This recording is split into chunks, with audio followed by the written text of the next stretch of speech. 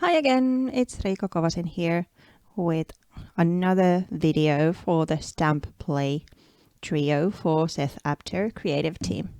In yesterday's video I made the first layers, let's say for elements that are then becoming an art journal page in the end, and today I'm building on top of those layers. I'm starting with the background. You remember those collage elements I did, so today I'm combining them.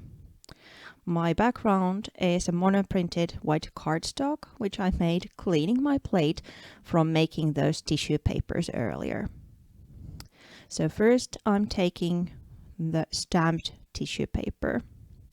I'm tearing the edge with help of water, so I take a wet brush and move it around the tissue paper where I want the torn edge to become, and then tear the piece apart. Then I'm collaging it on top of the cardstock using soft body gel media. When working with such a delicate paper as tissue paper, you want to be quite careful when you apply the gel on top, because it may crinkle or come apart like the other one that I'm just adhering does. But in the end, this is just the background layer, so it doesn't matter. Next, I'm adding some of those stamped cardstock pieces on top. I'm using both the kind of label version I made and also a teeny tiny touch of the striped version. To make it blend in more to the page, I'm tearing the edge and then adhering it. When I'm then attaching this to my art journal, I trim it a little bit, so it's just the background, kind of the first layers. Then I will add some layers to the transparency items I was working in the first video. These could be a collage element or layering an element, but I end up using one of these headline ladies for my focal point in the end. I color some of the images or show that you can color them using permanent markers, like solvent-based markers. These are from Sizzix, but you can also color them using ice ink pigment inks. The inks will grab onto the transparency and you are able to blend them a little bit while you're doing the coloring. When I had the coloring done and the ink was totally dry, I then took white gesso and painted the elements white on the back of the ink. Depending what you're after, you can either do that or leave it out.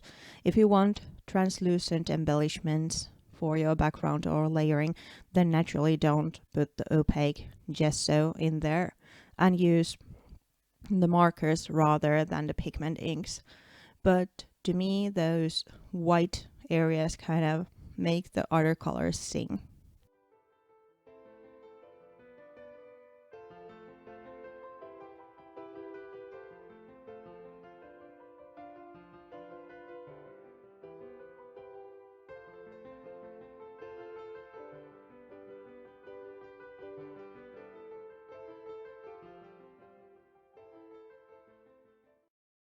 Then the other transparency. For that, I'm using just alcohol inks, but remember to work on the back of the transparency.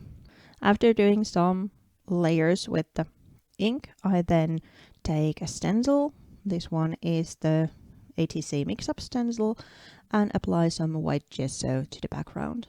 Again, those areas that are treated with the white gesso become opaque, so the colors will show their true self on top of whatever surface. In the end, I then cut this apart and use it as smaller embellishments. But this could be a fun first layer as well. While I said that the metal embellishments or metal looking labels are almost done in the first go, you can add layers to them, but you don't have to because they are okay looking on their own. But if you want more layers, more kind of vintagey or grungy looking texture to them, add some black gesso and then wipe it clean with a damp cloth. So this makes the gesso stick only to the grooves and kind of dull the shine a little bit as well.